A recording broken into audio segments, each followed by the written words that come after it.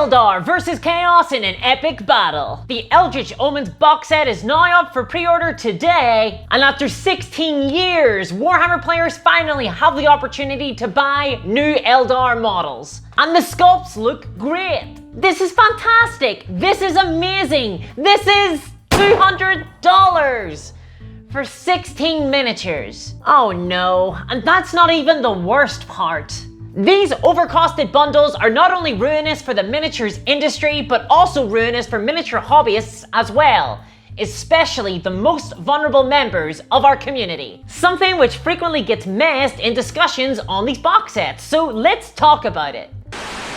Okay, so I'm doing this market research and it looks like people are mostly upset at having to buy these huge box sets for one exclusive miniature.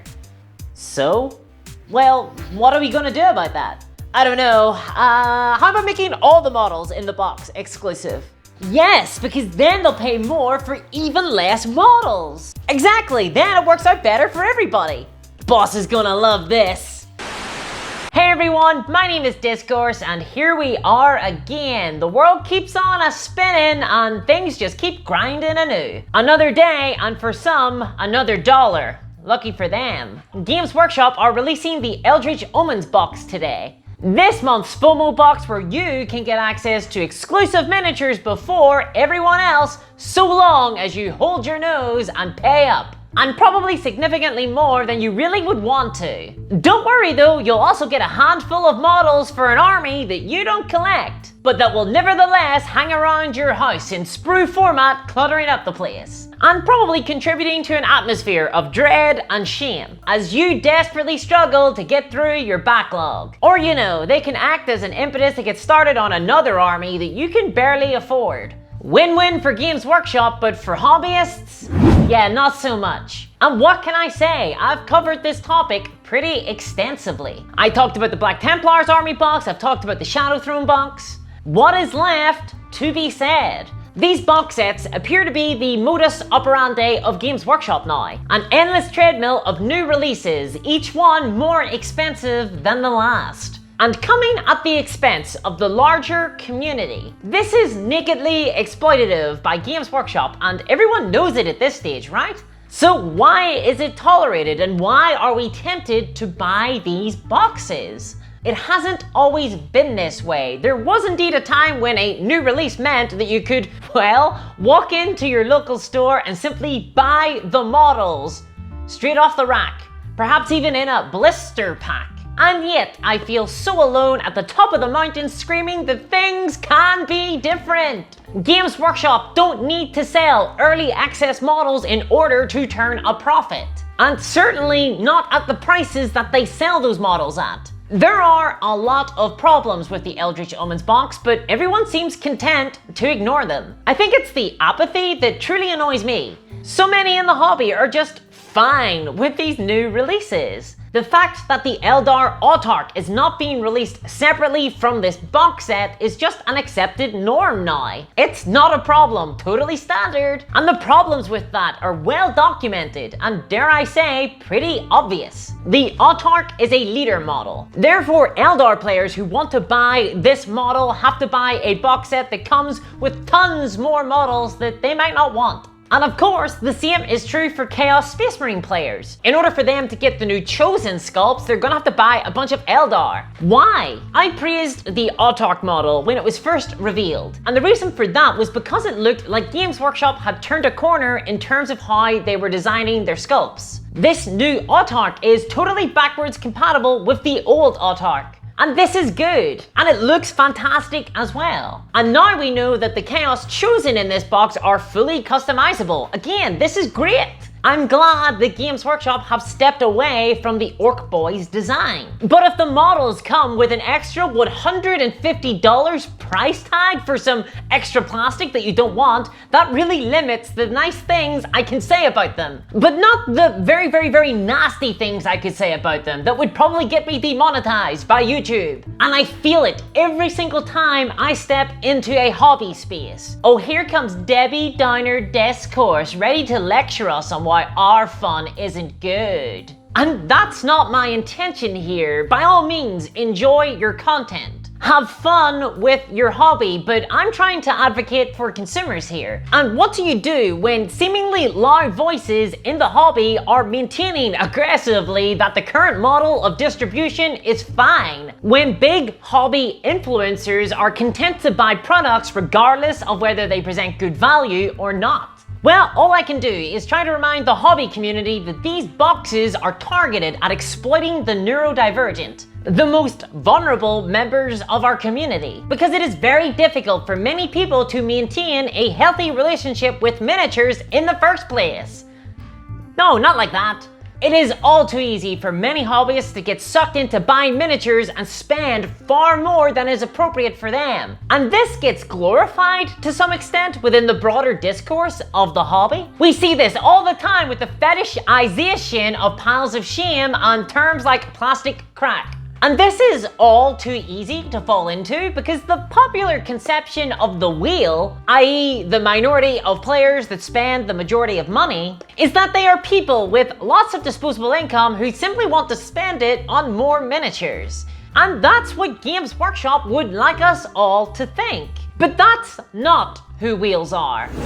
Not even close. The sad reality is that wheels are people with disabilities who compulsively spend and struggle to control their spending habits. This is something that needs to be acknowledged more by the hobby community at large. And these bundles are explicitly targeted at people with disabilities. If you engage with the hobby community for any length of time, you will find that there is a preponderance of neurodivergence amongst hobbyists. And this isn't bad per se, and it's something that's true for lots of nerd communities. But companies like Games Workshop have taken great pains to cultivate an atmosphere where it is acceptable, no, desirable, to spend more money than you can afford. And they do this through the production of products like the Eldritch Omens box. A bundle which is priced in a purposefully opaque way, making it hard to judge the value of the contents inside. And this serves to create an assumption in consumers that there must be some value from the box set, therefore making it easier to justify buying. Then Games Workshop threw the fear of missing out on top of the box set, which is something that neurodivergent people feel far more acutely than neurotypical people. And Games Workshop do this by 1. Making the boxes limited releases so that you're missing out on the real or perceived bundle discount by not buying it right now. And 2. Even in the instance that Games Workshop are only keeping the models exclusive to the box set for a limited time, they will never reveal the release date of those models until long after the box set has gone out of circulation. Have you ever noticed that? They keep the sold separately release date of these models pretty quiet, don't they? I wonder why. Well, it's to make sure you don't wait around for the models to come out later. They want you to buy this bundle. And this makes it so much harder for a hobbyist to make an informed decision. How long will you have to wait? The Reductus Saboteur still isn't out for Shadow Throne. Castellan Crow still hasn't been released from the Hexfire box. When will the Autarch come out separately? When will the Chaos Chosen be separate? Will they be like the Chaos Warriors in Age of Sigmar, never to be released separately? We don't know. Games Workshop keep us in the dark because we're confused and we don't know what's going to happen. So we buy the box set. It's our only option. So it doesn't matter if the models are exclusive forever or just for now. Without knowing either way, we can't make an informed judgment.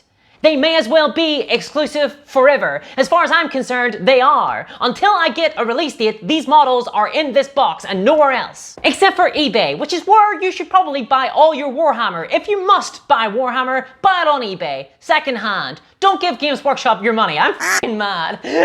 Oh God, I'm so angry. I went off script. You see, this way, Games Workshop get to exploit people with disabilities. And then, 6 months later, if we're lucky, they'll get a pat on the back for releasing the models separately. Something which they should have done in the first place. Well done, Games Workshop. Thanks a lot for selling me the miniatures. I love it. Something which is, of course, completely within their power to do right now because they are their own manufacturer. They manufacture the miniatures. They distribute the miniatures. Everything is a choice. There's no constraints on them stopping them. If they can put the sprues in a big box, they can sure as hell put it in a small box too. I am so exasperated. Can you tell that I am very exasperated with these boxes? It's all a very clever scheme by Games Workshop. Why? Because it works. But it's not ethical, it's not right, it's just profitable. More profitable than doing otherwise would be. Not that the other way wouldn't be profitable. This is just more profitable. It's just for more money. These boxes are entirely designed around turning the average hobbyist who would be content going into a local game store and buying a single model in a blister pack into a whale who will spend $200 on 16 miniatures to get that one single model. That is what these boxes are designed to do. That is their only function. And this is all before we get into how expensive this box is. Is this the lowest value box set that Games Workshop have ever produced? I think it is. And to some extent, it's because the Games Workshop range is constantly going up in price. Seriously, I've had models stealth increase in price between filming a video and then going on to edit that video a few days after. Just out of the blue, just because. Because Games Workshop figured their margins were going down a little bit too low. And that means that the average price across the board is just going up.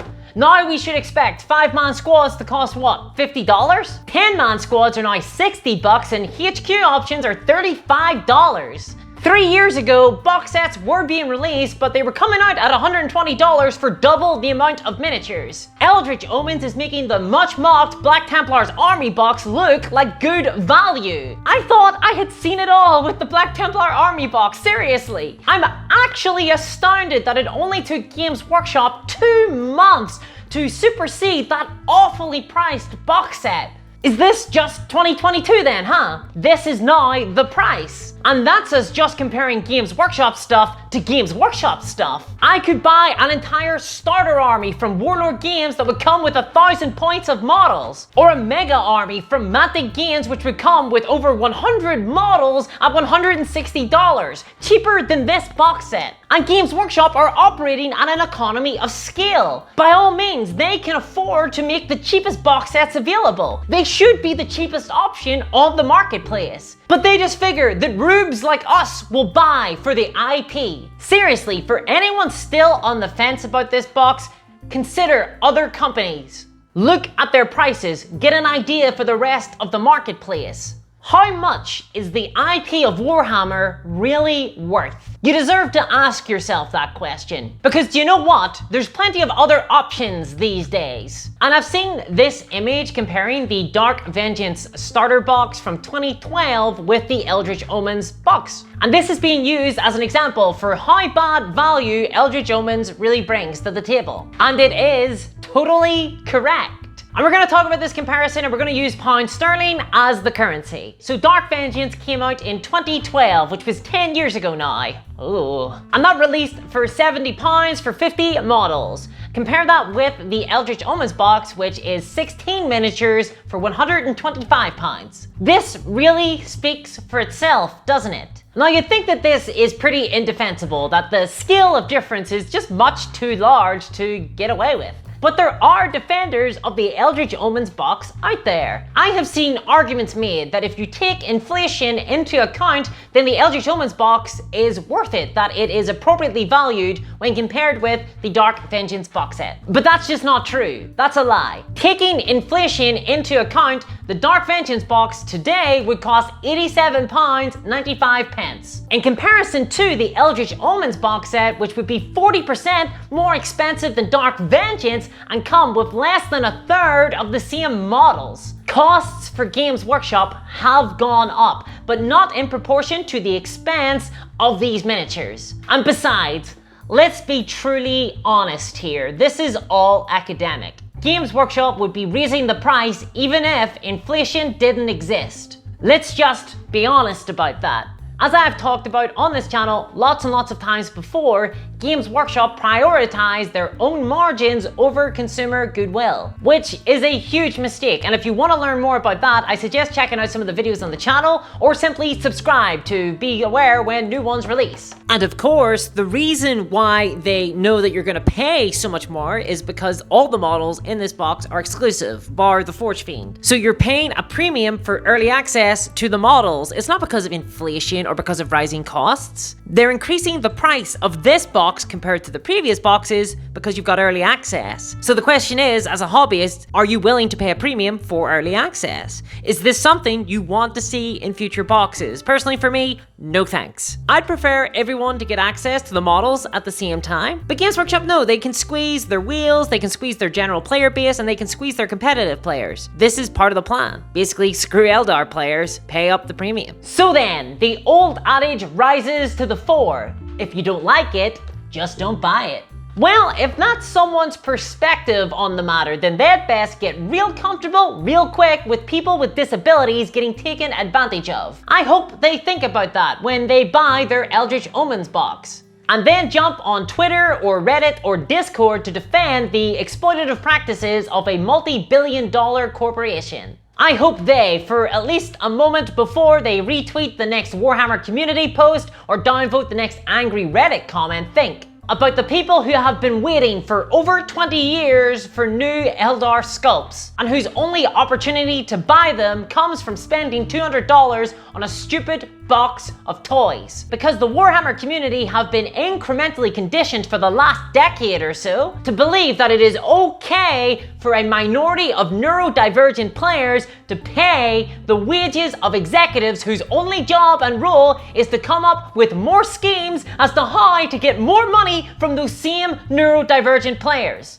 Wow, it turns out that this makes me really angry when I get going. And you know, I love this hobby. I have a lot of fun with it. I play a lot of different miniature war games, including Warhammer 40k and Age of Sigmar, even Warhammer Fantasy back in the day, as well as Necromunda and plenty of other specialized games. But these box sets, these bundles, and how accepted they are really upset me. And it is this attitude, this final argument of if you don't like it, don't buy it, that has truly fucked us all. I have watched as these boxes that paywall models have gone from an aberration, something that would only happen every so often. Does anyone else remember the Black Reach box? How the dev copters were stuck inside that box and the amount of complaints that emerged from that? Because I do, and that seemed to almost traumatize the entire community at the time. But now, it's just an accepted norm. The goalposts have been moved. These boxes are being released monthly now,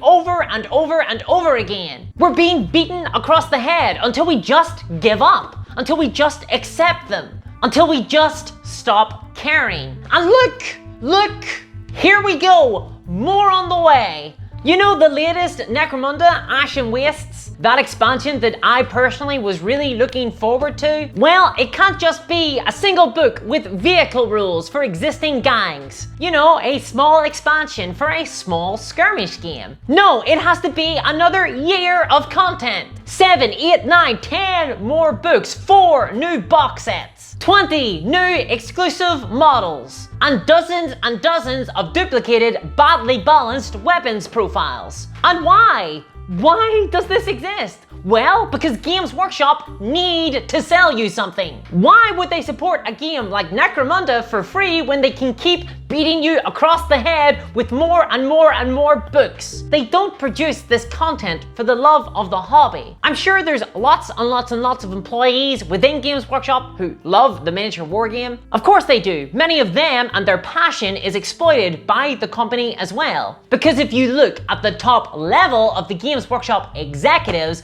a different picture emerges. They're all accountants and previous directors. They come from institutional accountancy organizations and retail consortiums, and from media businesses like Sky. This is a money-making opportunity. So they will do absolutely everything they can to optimize and maximize their short-term profit at the expense of everything else, including us, the players. And I know this is simple, obvious stuff. I know that we all on some level know this, but it seems like we need to be continually reminded that it's the case. It seems like we need to be continually reminded that Games Workshop are not compelled to behave ethically, and they do not really care about their customers. It is for us to demand better from them, because they will continue to take advantage of us if they can. And right now, the pendulum has very much swung in their direction. And if you think that other miniature companies are not taking note,